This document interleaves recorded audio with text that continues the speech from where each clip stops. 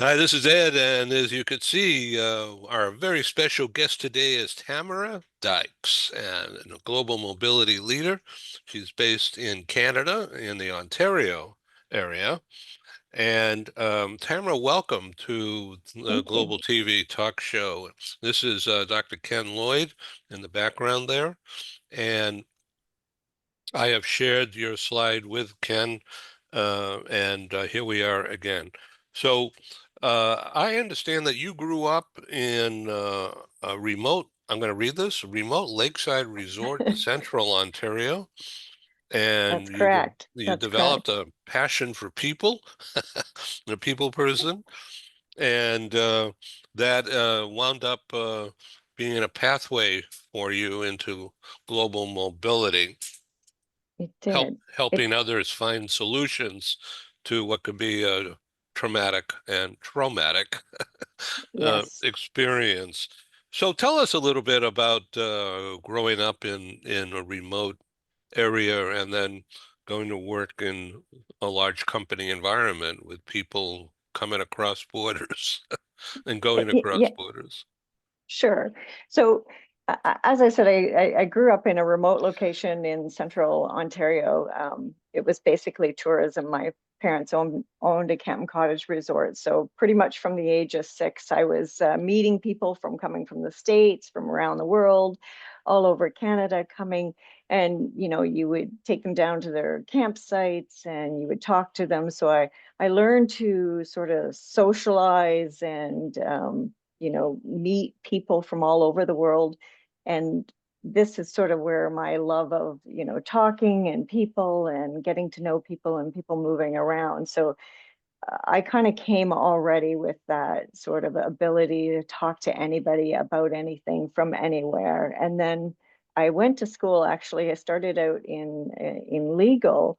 And while I was in one of the law firms, I kind of fell into HR. So in the law firms, there wasn't a lot for the articling students at work during the day. So I kept asking HR, do you have anything for me to do? And eventually she said, this position is open. Why don't you apply for it? And I'm like, I don't have any HR experience. And she said, just come on over, you'll test it out and we'll see how it goes. And that was sort of the start of my HR career. And while I was in HR, I kind of did all sorts of different positions. Back then it was just personnel. So it was one title, not all like there's 50 titles now in human resources. Then I kind of moved over to accounting firms, and they were really big on international recruitment. Sort of started out as campus recruitment, experienced, and then into the international stuff. And again, one of my bosses just said, "You sort of gravitate to this, so why don't you take on this global mobility stuff?" And so I started to learn about it on the job, and it was just something that really, you know aligned with my values and who I was really as an individual. And so from there on in, depending on where I was, I took on more and more roles in global mobility. I actually did a stint in one of the immigration. I liked immigration, but once you've been in a immigration law firm, I'm like, yeah, I like the people piece. Not so much the transactional stuff. I worked at relocation companies, but mostly my love is really the in-house piece because you really get to build a program. That's where you kind of take all of your experience, whether it's immigration, relocation, and you bring it into the company. While sort of global mobility has this sort of standard program policies, and no matter where you go, you would see the hierarchy of the program pretty much the same. Sort of every company slightly does it different because it's based on you're supporting the business. Whatever the business is doing is what you're trying to support. So you have to be able to sort of move along with that, and move your program and change it as the business changes. And certainly we saw that even more so after COVID. COVID was something that was never seen before in the industry. And it brought in this sort of international remote working. So when people said go home, when you have a global population, people went home. They went home to India. They went home, and of course that caused a lot of issues that global mobility kind of had to step in and resolve. Get people. How do we get people back? In Canada, we closed the borders on certain countries, and Right. so you start to build this expertise and become an advisor to your company and Yeah. trying to advise them on their international population. So, I really appreciate you giving us this perspective, and it's a tour de force, if you will, around the corporate world and how natural inclination uh, positioned you being in the right place at the right time, and meaning that there was an opening, and it takes common sense to operate and being a nice person and used to dealing with strangers. Some people are not used to dealing with no, strangers, and they yeah, fail at it, or they cause more problems.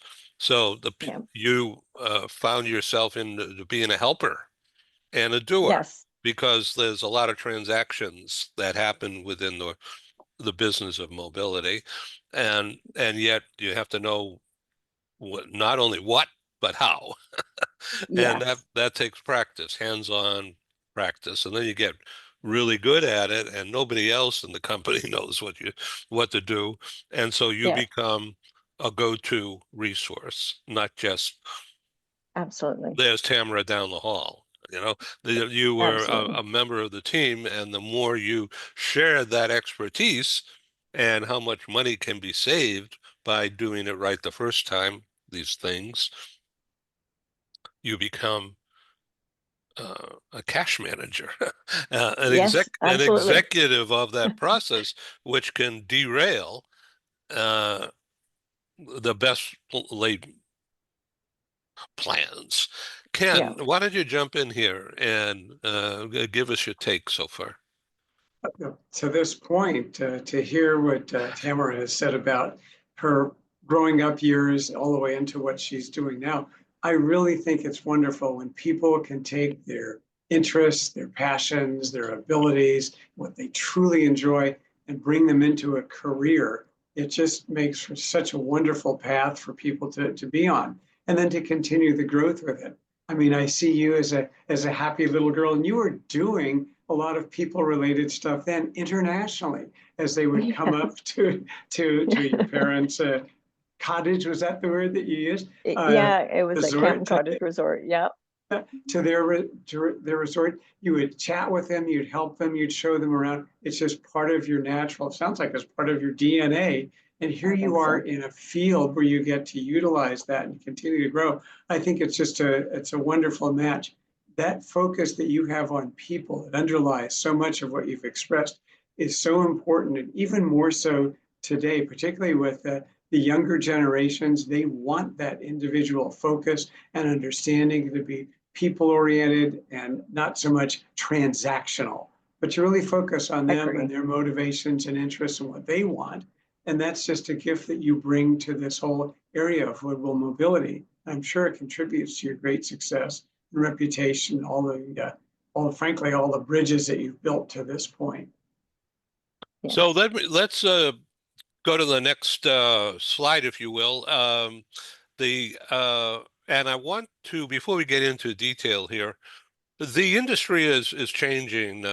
We Cost control is number one, and uh, people are questioning the need to spend all that money sending people in person across borders. Never mind the uh, legal and tax issues that will inevitably come up, always do. And so, do you think the future of global mobility, I believe that global mobility will always be around, but I think that will change. The the hybrid way of working on Zoom from anywhere Yes. in the world to anywhere in the world for anyone in the world, combined with periodic business trips to keep it real and learn and help the people in the company in India or wherever um, know you as the company and the expertise, uh, combined that frequent business traveler kind of visit where you don't physically move and become a resident, you stay in a hotel or in corporate lodging somewhere for a month or 2 weeks or whatever, and then go back and use Zoom or Teams or whatever. Yeah. Is that kind of a combination that you see is definitely going to happen as we get into AI? Absolutely. I think it's already changed. I think that the traditional programs would have been long-term assignments, short-term assignments, some permanent moves where people relocate permanently. Some companies will permanently relocate them for 2 years and permanently relocate them back, and some of them just put them on assignment. But I think, and the business travel has always been there. But it's it's a continuous path. I was just, I did a training last fall to some business leaders in India about, it starts off as a business trip and it can move into a short-term assignment or a commuter, and it can, move into a long-term. But I think, but after COVID and not just COVID, but because of, it's a younger generation, Gen Z's, X, whatever, they want something different. And the world decided, right, that we can do the remote work. Now, I know some companies will say work from anywhere. I don't like that terminology because you cannot work from anywhere.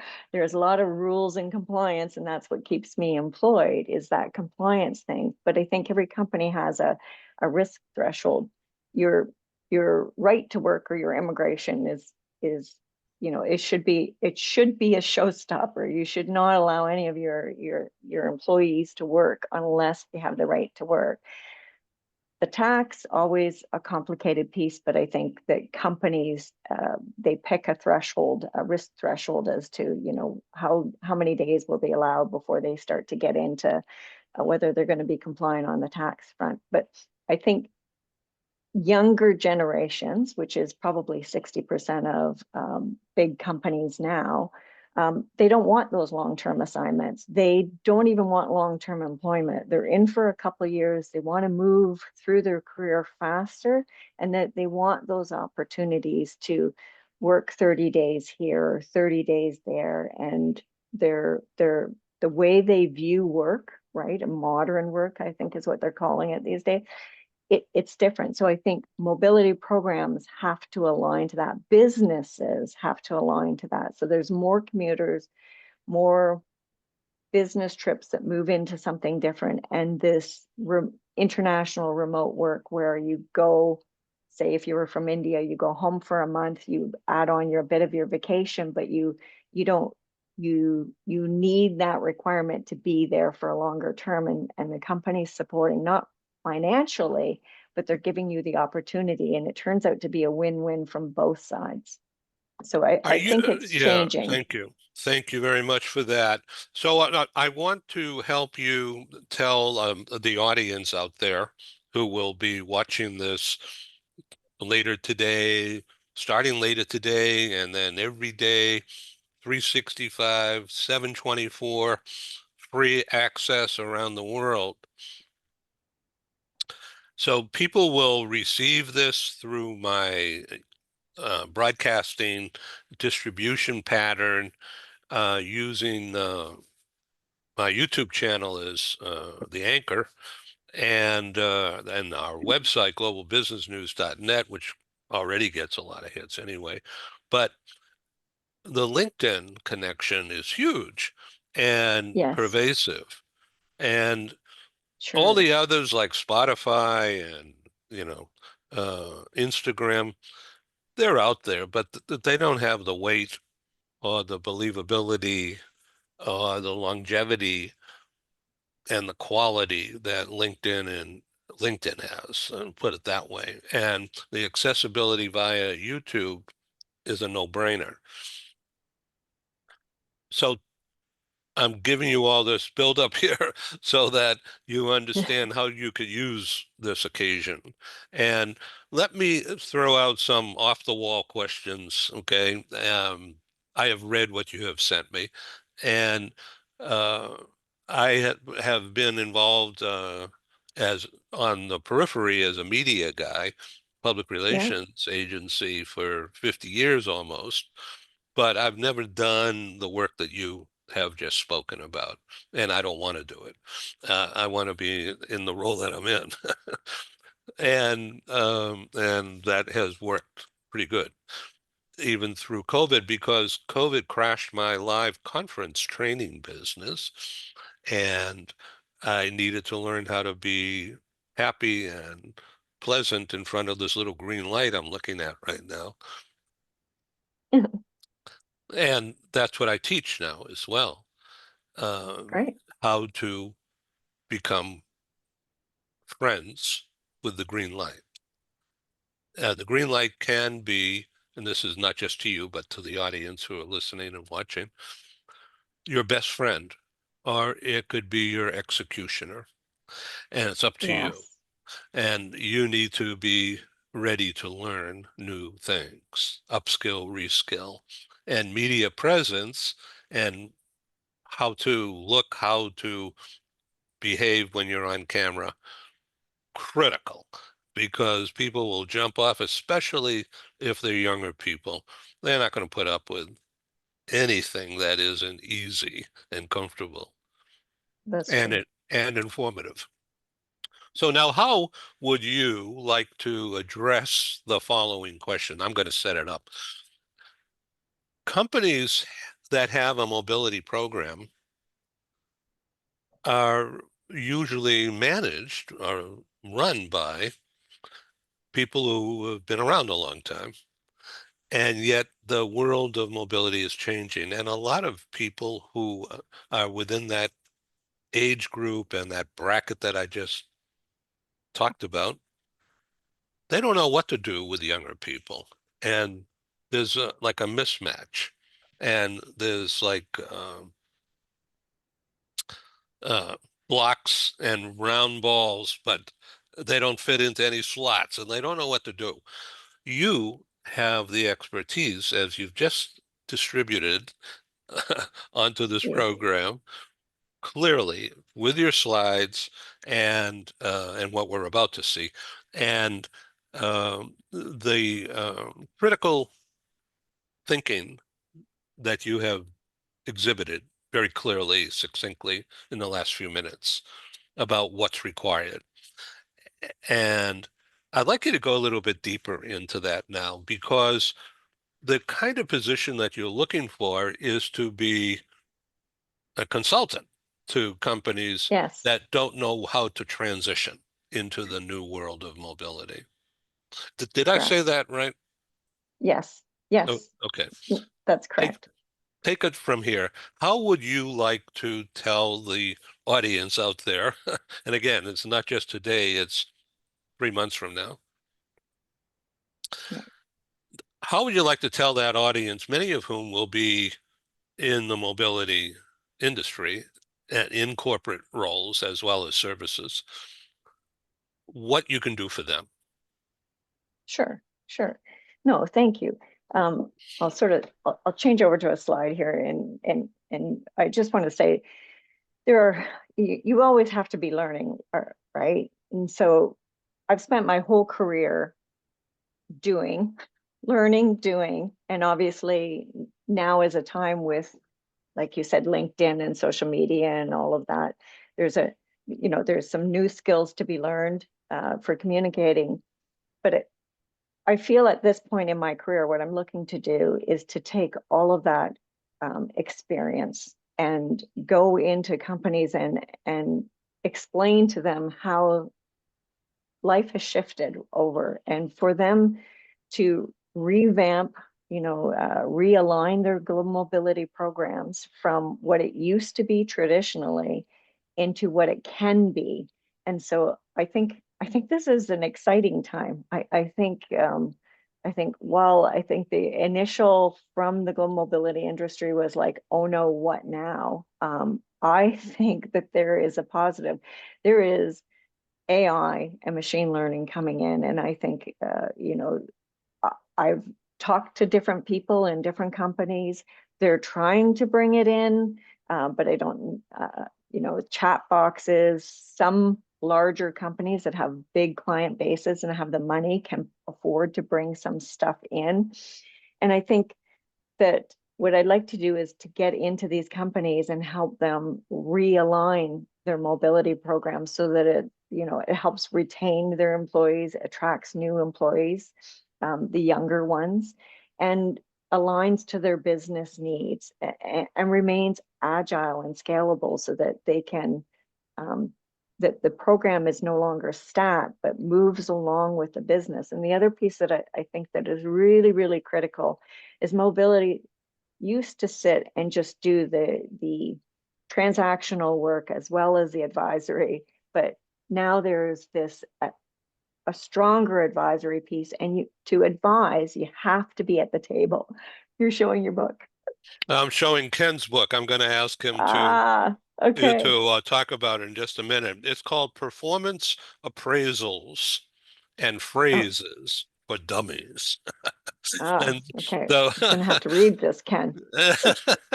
and um, Ken, could you just jump in here and give your perspective on what Tamara and I were just discussing about the changes? Ken worked for many years, 18 years in a very senior role in a very large company. Um, and he's also written other books and articles, syndicated columns. And so we're really honored to have him on the program with you here because I think you can relate quickly. Ken? Yeah. So sort of in line with the graphic on your slides from looking at this from 30,000 feet. And by the way, that's a beautiful, beautiful shot. Yeah, and looking at this, what I see big picture is that let's face forward, let's look at the future, and what as an organization do we need to be not just thinking about, but doing. And the whole concept of global mobility and what it's going to mean going forward is so different from how companies viewed it in the past. We do have a different workforce in there. Yeah, you mentioned the younger employees that are coming in, but if we're going to really be an organization that is forward-facing, agile, collaborative, and building the engagement of the employees on our team, these are the kinds of actions that we have to really take. And it's not just something you read an article and go with it. It's truly coming in, tailoring it to your organization, and bringing about the kinds of steps and programs that, frankly, you've listed here that are absolutely spot on in terms of what we really need to be doing to be successful and effective in every respect. And so I think this is great information. Today's companies, in looking at where we're going and where they're going, don't often include global mobility in the formula, but obviously it needs to be there as a key component of success. The kinds of services and expertise that you bring clearly can help companies in that area. So I think it's terrific. Thanks, Ken. Yeah, I absolutely agree.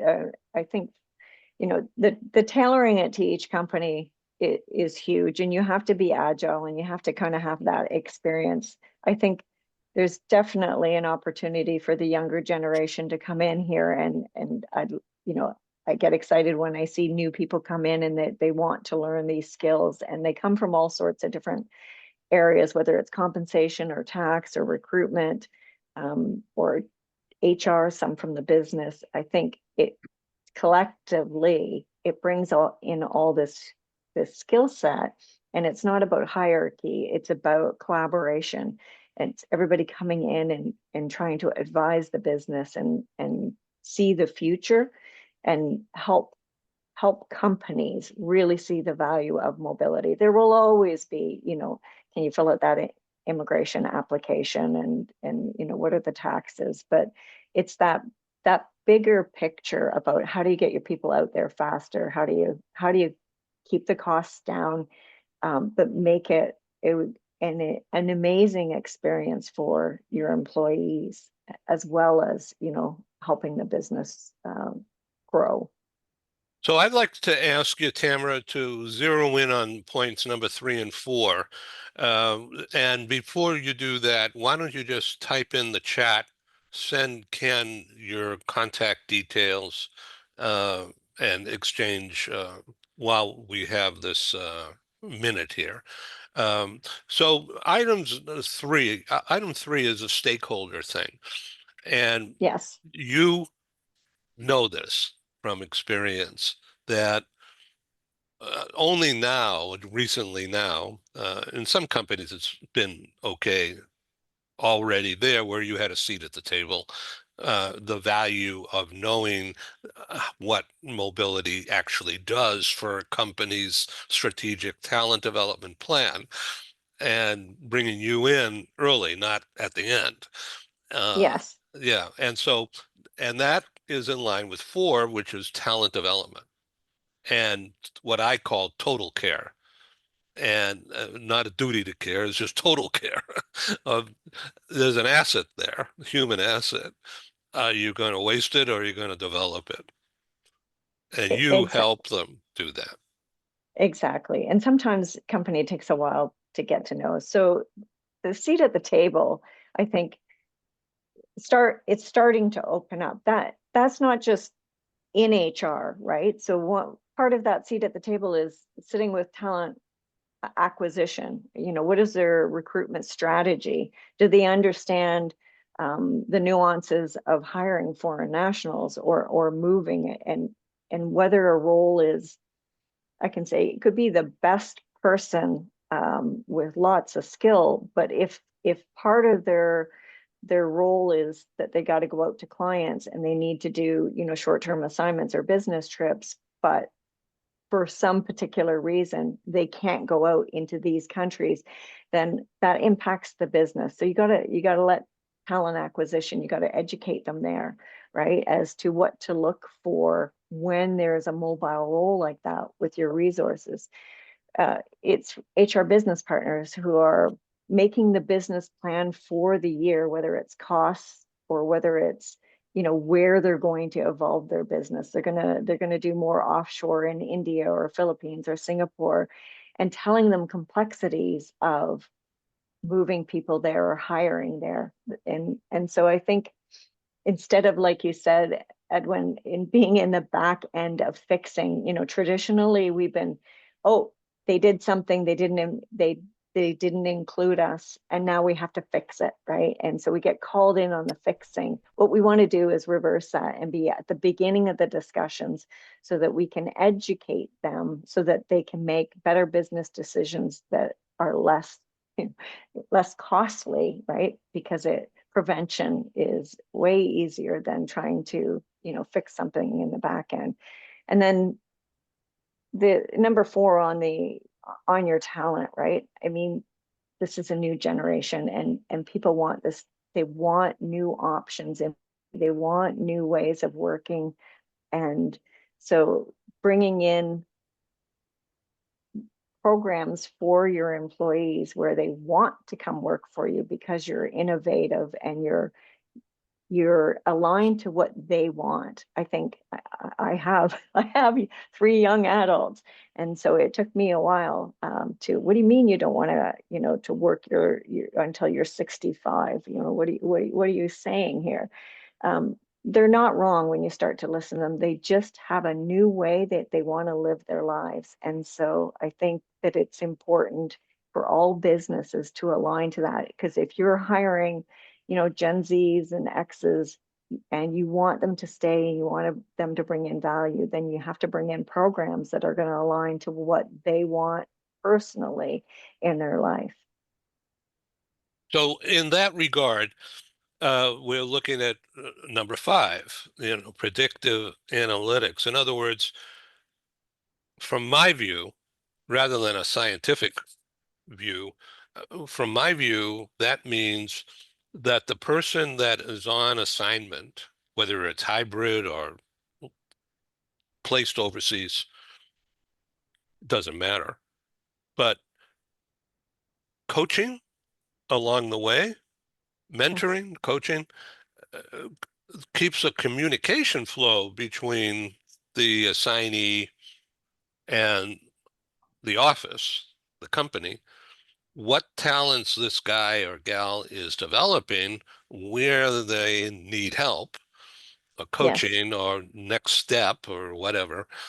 And then before the end of that assignment, they already have been interviewing either by remote or in person for the next job, utilizing new skills that they've picked up along the way. Ken, does that make sense to you? Oh, of course it does. It really ties in with some of the new aspects of performance appraisal, actually, like do continuous feedback, which is regularly communicating on a two-way, open basis with your employees.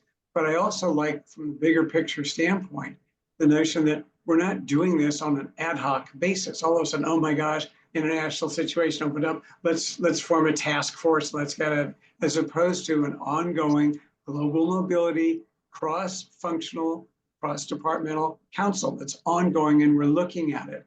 We're looking at the global situation, the global marketplace. In other words, it's like part of a new component of a company's value system to keep this mobility aspect in mind and ongoing, and not just, oh my gosh, being reactive to it, as opposed to proactive. And with that two-way communication, ongoing dialogue with your team, building with them, providing them feedback, opportunities to learn, grow, fulfill their interests in career development, help them upskill. Yeah. All of it ties into this whole very important component of global mobility. Yeah, absolutely, Ken. I think the succession planning, I think, gets lost in there. Most companies have systems where they'll put in a question in the profile piece that the employees have access to, is like, do you want to be mobile? And they can choose to do that, but very few actually go in and take a look at it in their talent. And that's a lost opportunity, I think, because there's a skill set there. And I do recall years ago, the accounting firms decided they stopped for a second and took a beat and said, you know, where did all our leaders go? And we've invested in these people moving, but then we sort of lost that. And so what happened is that they moved all these executives to this country, to that country, and over here and over there, but then they didn't come back and they didn't utilize what they invested in. And so they put a whole program together to bring those leaders back, to say, we need you to mentor and the younger ones coming up, and that's what I think needs to be brought back into mobility, is that it is part of, you know, you're educating and you're putting in investment into people moving around the world, and you need to bring that value back to the rest of the employees. Okay, let's go to the next slide. I think that's The previous one then. the back Yeah, to that one. to the competencies. Yes. Yeah, okay. So now, critical thinking. Is this what you were just talking about? Clearer thinking, critical thinking about what to do with this talent?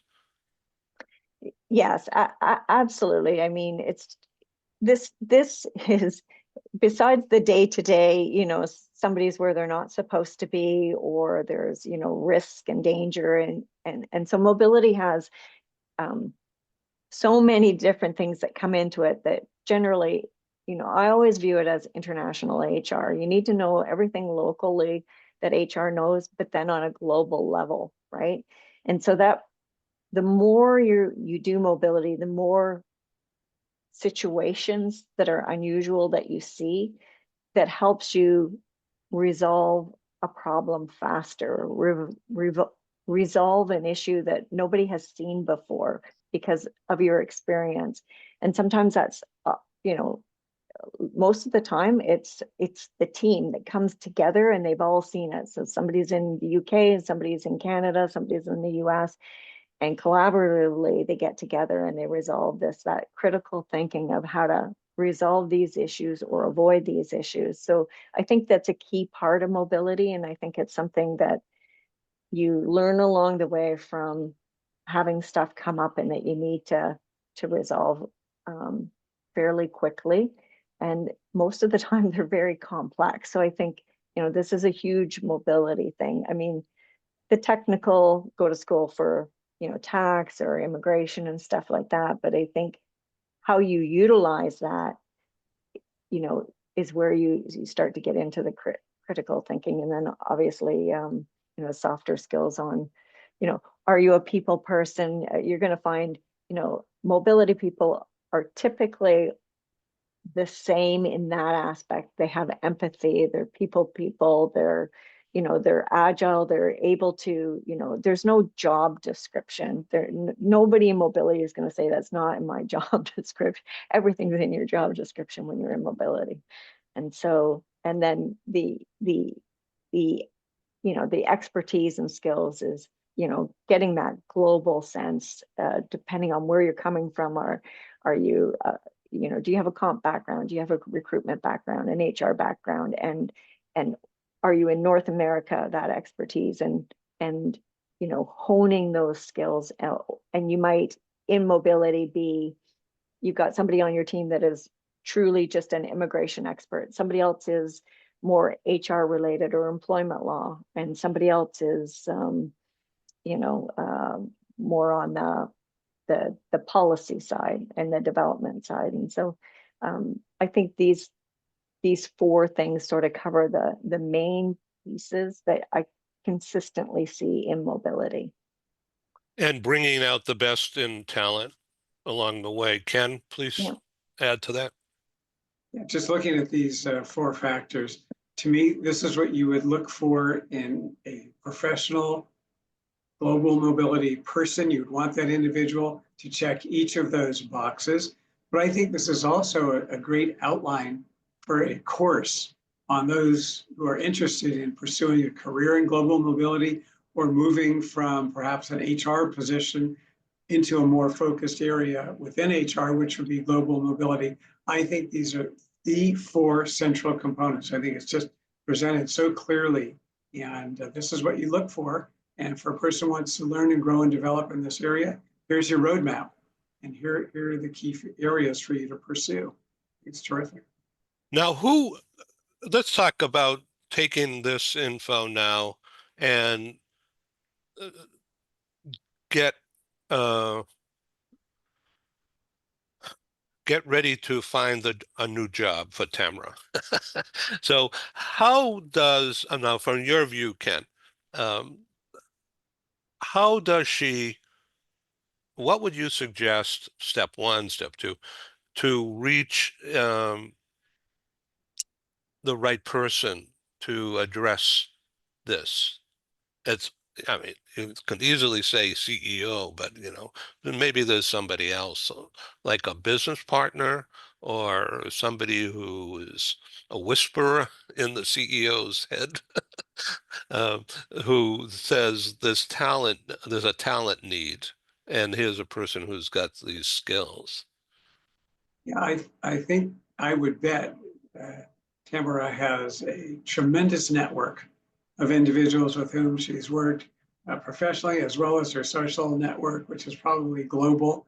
And to really put the word out a little formal, if you will, a little more formal kind of basis, that you are available for consulting and to build from there. And in some instances, the companies might say, look, this is more than consulting. We're interested in having you provide us with more ongoing, permanent kind of support and guidance here. So networking is one way to do it. Certainly what you're doing now in a podcast like Ed's is putting the word out. But I think just looking at what you wrote, your writing here is excellent. I would bet that you're a person who's has a very keen eye for grammar and sentencing and structure and all. Perhaps consider doing some writing, whether it's a little bit more on your LinkedIn page to put the word out through that, and to also let people see this kind of information. Well, this is a real expert in the area. This is someone I should probably contact. So I would certainly use the formal and informal networking, and certainly we've already talked about the value of LinkedIn to put this kind of information out there as developed by you, and to let the world know that you're available to help them. Yes. It's such a growing area, but I would think you'd have a lot of people seeking out your expertise, because a lot of people say they're in global mobility. This is such a clear presentation of what it is and what you provide. This is you. You know, you have all of these boxes, and that's something that companies can really use.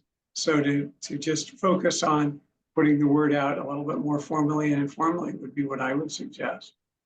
Yeah, I Yes. thank you very much for that perspective. And of course, we're talking to the audience beyond out there. Um, and a lot of my audience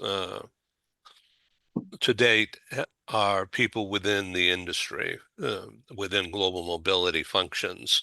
But it's many have been just purely transactional, do this, do that, da da da da. What we've been talking about here the last 20 minutes or so is upskilling all of that into a global HR advisory position on what to do with all of this talent and information and relate it to the younger kids, who Absolutely. are hungry for experience, and yet they don't have the perspective. They have some technical skills, of course, but that they don't have any quote unquote wisdom yet because of limited experience. And so they're stepping up and they're voicing that. I want experience. Put me there, send me there. I don't need furniture shipped. I've got a backpack and I've got my phone, and I'll find an app that will get me acquainted with people and Yeah. learn how to do this, do that. But it's now the technical expertise within the company. Can the company help talent develop? Yeah.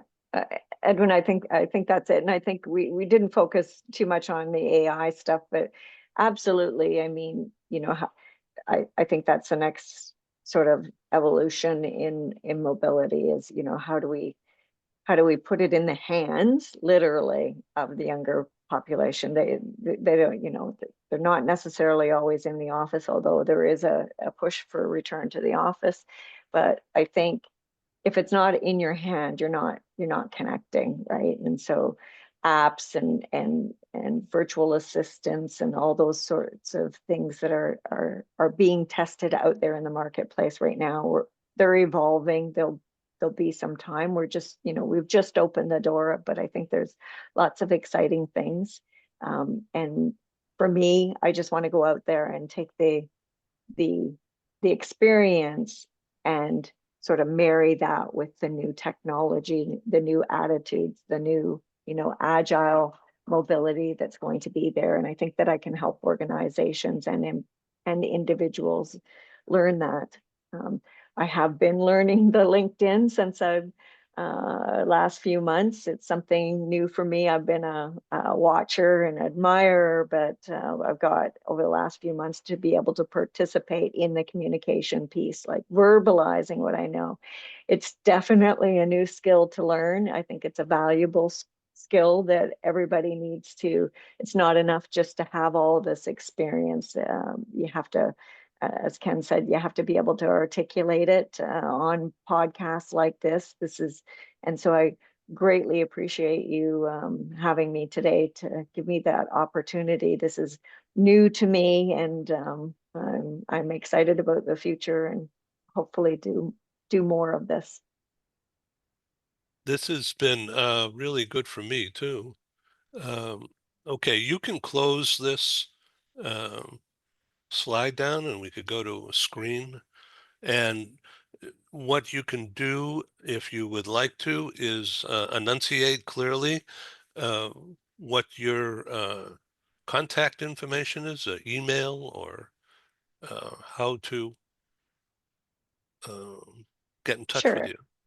Okay, so it's Tamara Dykes, and I am on LinkedIn, so everybody can contact me through my profile. I have been very active over the last couple months on LinkedIn, trying to share information. I think that's I've been listening to a lot of different people, and they've been saying, that to share the information. Don't worry about handing away the information. We're there to help people. The hope is that somebody will want you to come in and help them implement it. That's sort of what my focus has been, is trying to share the information that I know, in hopes that somebody's going to say, hey, I need that, and could you come in and talk to me and tell me how to do that. And so that's where I'm headed. And but definitely, connect with me on LinkedIn, and I'd be happy to help out anybody that needs some direction. That's great. And people can reach you. Um, so it's your LinkedIn is Tamara Yes, Dykes. correct. All right. And you're in Canada. And I'm And in Canada, just yeah, Greater Toronto area. yeah, that's terrific. Thank you for being my guest today and telling your story, and for being so open Thank and you. very much communicative. I want to stress that you scored a 10 with me. Thanks, Edwin. That's a lot coming from you. I appreciate that. Oh, well, this is great. I love doing this. This is not work for me, and I'm learning. And um, so please come back. I'll send you additional information All right. about other shows. We do a lot of shows. I've been fortunate that since I started this talk show 5 years ago, in 2020, March, because COVID crashed into my conference business, I call this the global meeting room. And so I Nice. strive to bring people in from across borders and cultures and generations. That's great. And yeah, and so I call it the global meeting room. Just, I'm a PR guy, so I'm always branding something. No, that's fantastic, and thank you. This is the kind of platform people need, I think, If you use it right, use it if right. you use Yeah, it right. yeah, And right, that and right. that's an ongoing learning piece for me. Yeah, yeah. Thank you for having me, and kind of, it's nice to meet you. I'll get in contact with you, and hopefully we'll see where this goes. Greatly enjoyed meeting with you, and really felt today was really a great educational opportunity. You really helped clarify a number of points about global mobility and brought it right into the U.S. During, special. yeah, during Thank the you. next few days and almost every day in March, I'll be broadcasting something, and many of those shows will have mobility professionals on them. Not all, but many. And so I'll keep you informed. All right. Well, thank you very much. It was Okay. nice to meet you both. Thank you very Nice to much. meet you. Okay. Stay You Take warm. too. care. Take care. Be well. Be Okay. well. Bye-bye. Bye-bye. Thank you.